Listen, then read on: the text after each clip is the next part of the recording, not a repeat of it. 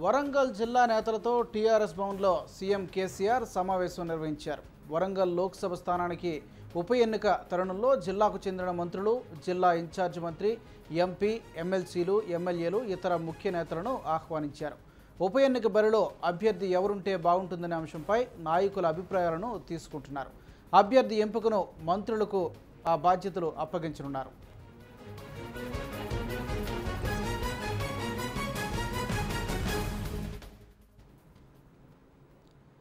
ఇక ఇదే అంశానికి సంబంధించి టీఆర్ఎస్ భవన్ నుంచి మా ప్రతినిధి సత్యనారాయణ మరింత తాజా సమాచారాన్ని అందిస్తారు. Satyanarayana, good afternoon. చెప్పండి, ఏ విధంగా జరుగుతున్నాయి మంతనాలు? ఏ అభ్యర్థిని ఎవరిని చివరిగా బరిలోకి దింపే అవకాశం కనిపిస్తోంది ఇప్పటివరకు ఉన్న చర్చల సమాచారం ప్రకారం?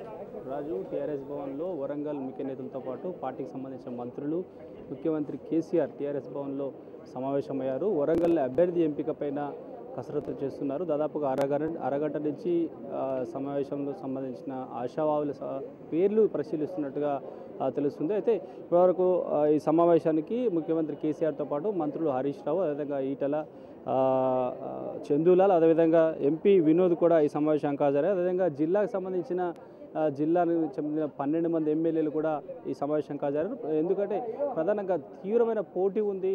ఇప్పటివరకు దాదాపు 12 మంది అభ్యర్థులు రేసులో ఉన్నారు.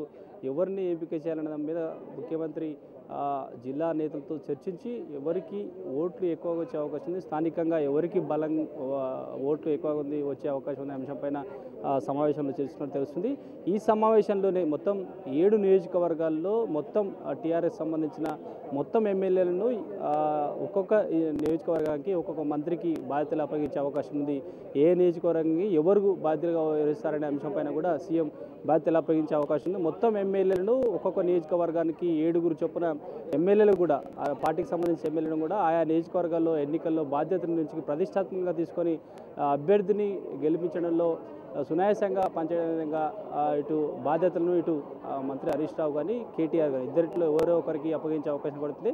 అయితే బై ఎలక్షన్ సంబంధించి స్పెషలిస్ట్గా పేరున్న హరీష్ రావుకే బాధ్యతలు అప్పగిస్తారు ప్రచారం జరుగుతున్నాయి. కేటీఆర్ ఇప్పుడు గతంలో కూడా ఎప్పుడు బై ఎలక్షన్ ఎన్నికల్లో బాధ్యతలు చేయలేదు కాబట్టి ఈసారి కూడా ఆయన ఆసక్తి చూపుతున్నట్టు తెలుస్తుంది. ఒకవేళ నారాయణఖేడ్ వచ్చే ఎన్నికల్లో హరీష్ రావు బాధ్యతలు చేస్తారని పక్క తప్పుకుంటే మాత్రం కేటీఆర్ ఈ వరంగల్ బై ఎలక్షన్కు బాధ్యతలు స్వీకరించే అవకాశం కనబడుతుంది. మొత్తం మీద అభ్యర్థులను ఇప్పటికీ భవన్ చేరుకున్న ఆశావాల్లో గుడిమల్ల రవికుమారు, పసునూరి దయాకరు, దార సాంబయ్య, చింతల యాదగిరి, డాక్టర్ పరంజ్యోతి కూడా, ఎర్రొల్ల శ్రీనివాస్ కూడా ఇప్పటికీ భవన్ చేరుకున్నారు. అయితే దాదాపుగా గుడిమల్ల రవికుమార్ పేరు ఖరారైనట్టుగా పార్టీలో ప్రచారం జరుగుతుంది. ఈ సమావేశం తర్వాత ఇది మంత్రుల చేత ప్రెస్ మీట్ చెప్పి ప్రెస్ మీట్లో ప్రకటించే అవకాశం కనబడుతుంది. అయితే సమావేశంలో ముఖ్యమంత్రి, ఇటు ఎమ్మెల్యేలు, మంత్రులు చర్చించిన తర్వాత ఈరోజు అభ్యర్థిని ఖరారు చేస్తారా, ప్రకటిస్తారా, లేదా మరో 2 రోజులు సమయం తీసుకుంటారనేది మాత్రం ఇంకా తెలియాల్సి ఉంది. దాదాపుగా గుడిమల్ల రవికుమార్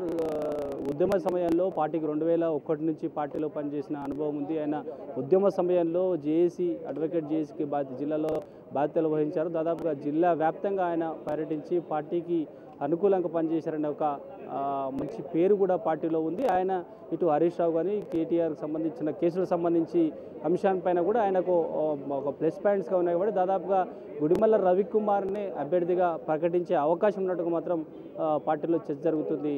రాజు, రైట్ సత్యనారాయణ, థ్యాంక్ యూ.